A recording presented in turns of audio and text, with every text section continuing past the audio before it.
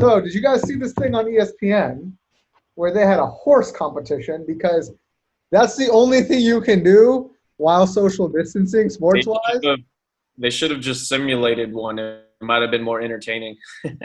I'll be honest. I'll be honest. At first, before I saw, I was like, "Oh, this is gonna be dope." Let's see what happens. Like, these are professional athletes. They must be able to do horse in a crazy way that we can't, right? And then enter Paul Pierce, who is totally out of shape. So let's do this. All right. So we went through the first round, right? Yep. So let's go. There's four matchups. Let's go matchup by matchup, and let's just talk about what you saw in it and what you thought. And then I have a good thing at the end. They made us superlatives off of the horse competition. So Okay. I didn't see so that part, so I'll be interested. okay. So like let's go with one of the first matchups.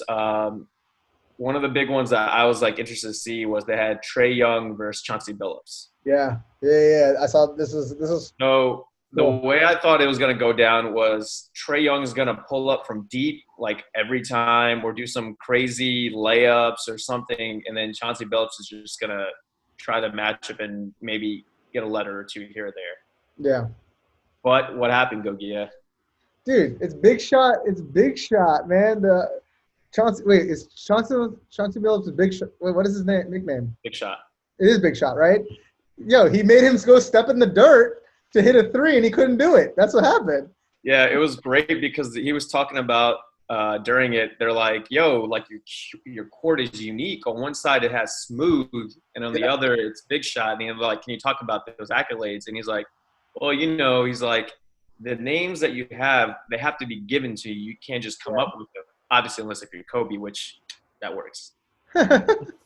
So smooth is something he said his middle school like coach or seventh, eighth grade basically Yeah, gave to him like the way he played. And then like he's like when someone calls me like, "Hey yo, smooth," he's like, "I know that's some of my people that watched me when I was younger or whatever." yeah, And then he's like when he got into the NBA and he was hitting some of these clutch shots down towards the end, then he obviously became, big shot Billups. yeah, yeah. I just thought it was interesting that, yo, Trey had him on HOR, right? Right. And then Big Shot Billups came back and just like was like, okay, just You know make what a I free throw. love? I love he's like if you don't he's like you better make this. He's like if you don't make this, it's like it's on. And then it basically was on. He went to Yeah. like bank three. He just started doing all kinds of stuff. What's his name? Trey Young could not hit a bank three for his life, and Yeah, then couldn't hit a long corner three. I'm like, is this what and you he do wanted to for a living? shoot his first couple shots. Like he was trying to make the left-handed offhand free throw, and he missed it like once or twice and went back to it. So he let Chauncey Billups back into the game while he kept trying to do these couple things, and then Chauncey Yeah. Billups like, "All right, young blood, let me just show you who I am." He's like, I'm here to win, not to entertain you people. I'm Yeah. here to win. So It that was an one, underhanded, one hand, underhand, free throw that it looked like Trey didn't even try. That's what happened. And yeah, he's like, I give up.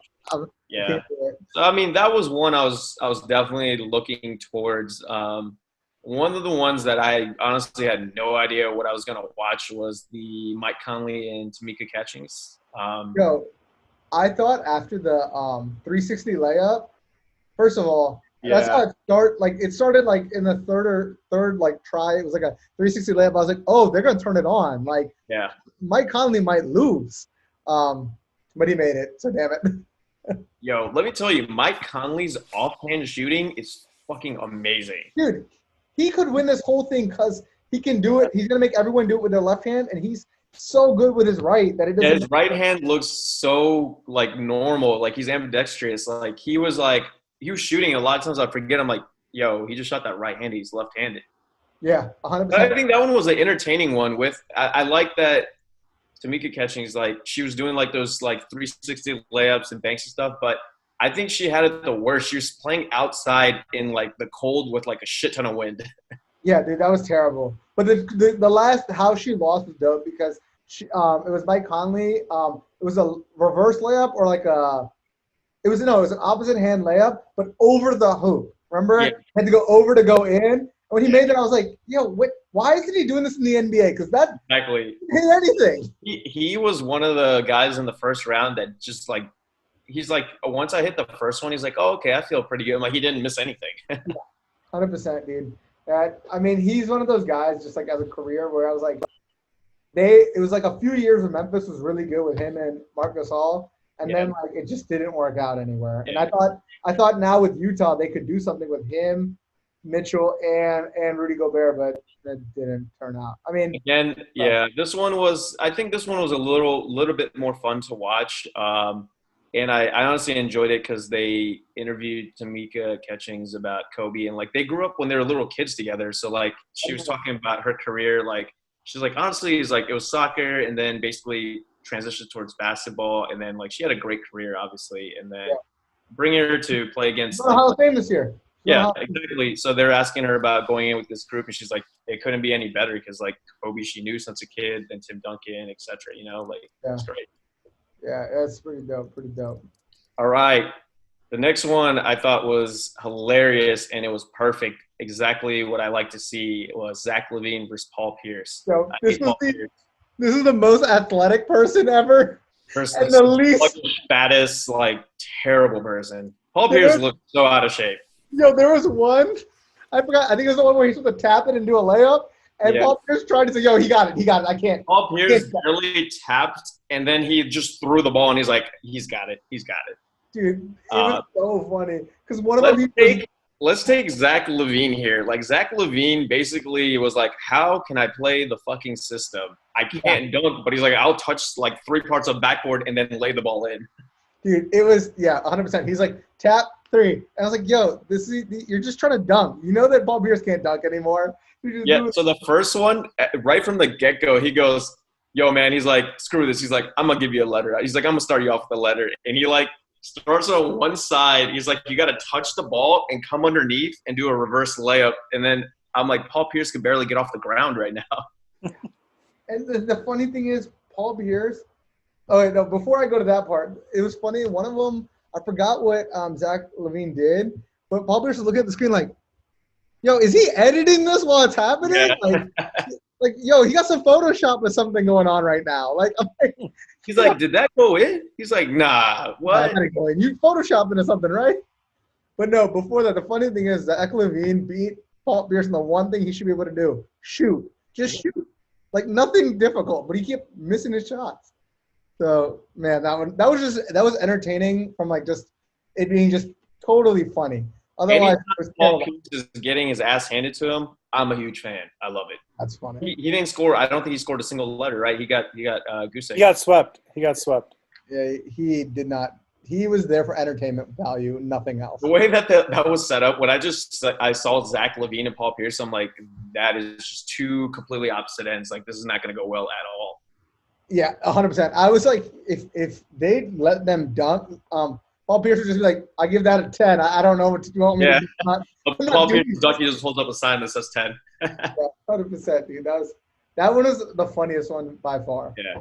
All right, I will tell you, the next one was the most entertaining, and I think involved the most skills, was Chris Paul versus Allie Quigley.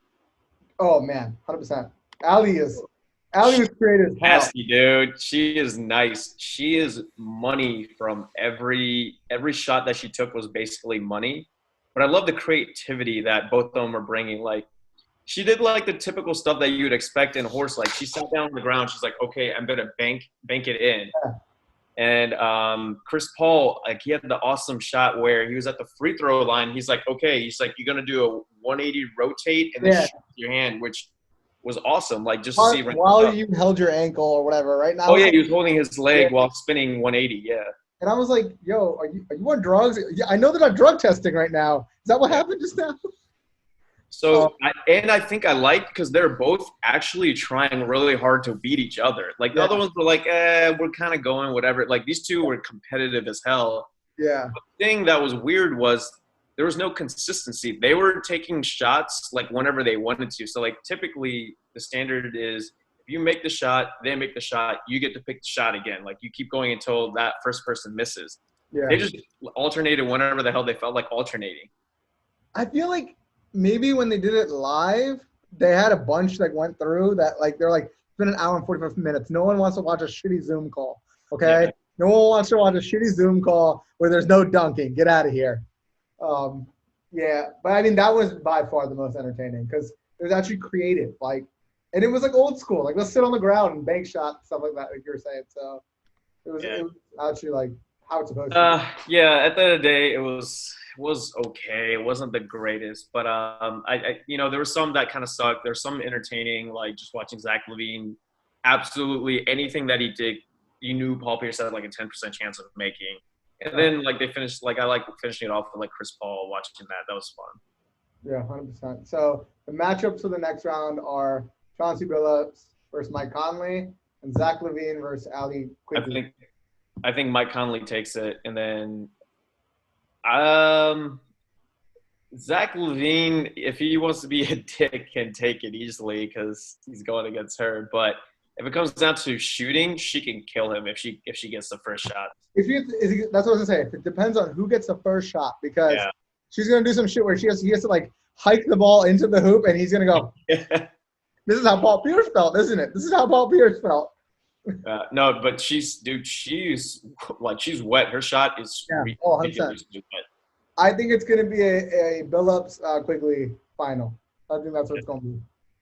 All right, so let me move on to some of these superlatives. I think I got more entertainment out of these than some of the matchups that they're even talking about. So, Right. for one, the starter was best home setup. Out of all of them, it was obviously Mike Conley. Dude, his gym was so nice. Like I it thought he was was at awesome. Lifetime. No, I think it's his own personal gym that he's got because it said like Dream on the back or whatever. Yeah. Okay, that I Uh, agree. It's that. yeah, I'm assuming that is definitely his because at one given point he had signed like $153 million contract. So first thing I would do, I'd put a damn gym in my house. That's fair. Um, let's see. Worst strategy went to Trey Young's shot selection. Okay. He literally lost himself the game. He was up 3 letters and then tried to do a bunch of dumb shit and just lost. That's fair. Biggest disadvantage, we brought this up, was Tamika Catchings because of the weather. Fair. Yeah, she was out in the cold and in the wind, and I think it started raining at some point. Oh man, that sucks. That sucks. All right, most creative at finding a rule loophole, Zach Levine. Of course. Of course. That was great. Worst court, Paul Pierce. He had Really? like that weird like He had green. he had the Celtics logo on his court. Yeah, he Yeah, did. it was. I don't know. It was just weird. I thought the biggest disadvantage was Paul Pierce because he was Paul Pierce. I thought that's what it was. In horse, being Paul Pierce doesn't help you. So Mike Conley got the best home setup gym, and then for the best court was Chauncey Billups because he's got his Mr. Big Shot on one end and Smooth on the other, and it was like his Detroit or yeah, I guess it was Detroit. Well, he's in Denver, but he had like his Detroit colors. That's Nerdiest line: Mike Conley calling a corner three a high percentage shot. Wherever he took that, he drains it. He's like, that's a very high percentage shot. And they're like, what? that's hilarious. That's funny. I actually just saw a tweet that was like, Mike Conley's gym is bigger than any house I've lived in. Dude, I honestly thought he was at a gym, like somewhere. And when I realized that was his house, I was like, man, he knows how to live. He got all the essentials. He Yeah. got all the essentials. And then Those Trey people- Young over here is just in his driveway, like in Yeah. Oklahoma, just in his driveway, like with like he didn't even try like to make a decent court. Yeah. And this is the last one, the most iconic fit, Paul Pierce. So they're like, everything Pierce did in his matchup provided some much needed comedy, but his outfit, so he had an oversized Nike jacket, like he was expecting there to be snow in LA. And then he had like a 3/4 length Adidas soccer sweatpants. Yo, first of all, this is when I saw Paul Pierce, I had to rewind to figure out where he was because I kind of just skipped to like when they actually started. Yeah. And when I heard LA, I was like, dude, it's like 85 degrees, like 75, 80 degrees. Why are you wearing a winter jacket? Like, you going skiing after this? The fuck? Like, yo, Paul Pierce is so goofy. I think it's so funny. Yeah, like no, I mean, I get what they're trying to do with it, but some of it I found like I did what you did. I skipped to the shots. Like some of the interviews were just so like unnecessary or long. Where I'm like, I just want to see the shots. Like I don't. You guys are just trying to make content to make content. I think it's just like people they know that we'll just watch anything at this point, that we're that deprived, so we're just gonna watch it, right? But I was just kind of like, I'm gonna watch it because I have to eat the sandwich while I work, and it'll be on in the background. Otherwise, I would never have watched it. I really don't understand the video quality of it. Like it's like terrible. Like I don't get it. You're multimillionaires. Get better internet. What the hell? Like, I don't understand this garbage of internet. I've They never have like they I usually mean, have. I get the precautions that people are taking, but like, if you're like a program, like I would have sent a camera crew to do this right. No, Like, they're not. That's a Not bad even look, a camera though. crew. I think if they just sent the equipment, like just give them something proper to use or whatever. Like they're using their kids, they're using their family to record, which is fine. But it's just like the quality is terrible, and it's all like a lot of it is choppy and stuff. And I don't get how it could not be easier or cleaner. Like you're in your place with Wi-Fi, like whatever. Like it shouldn't be that terrible. Literally, all they need to do is get 4 cell phones and stop using their laptop webcams, which were garbage. Like, get an iPhone, dude. You're a multimillionaire. That's all you need to do is get an iPhone. Hopefully, they fix that shit for the next round. But, I mean, it's something to do when there's nothing to do, right? That's all it was. Yeah, no, I get it. But yeah, that's all I got. I feel like we've been talking about this for way too long. And I don't care. This was actually longer talking about it than it took to actually play horse. Yeah. Oh, man. Maybe All they right. should stream this episode. Right? All right. Well, anything else that going on in sports? Anything else? Nada, man. That's it.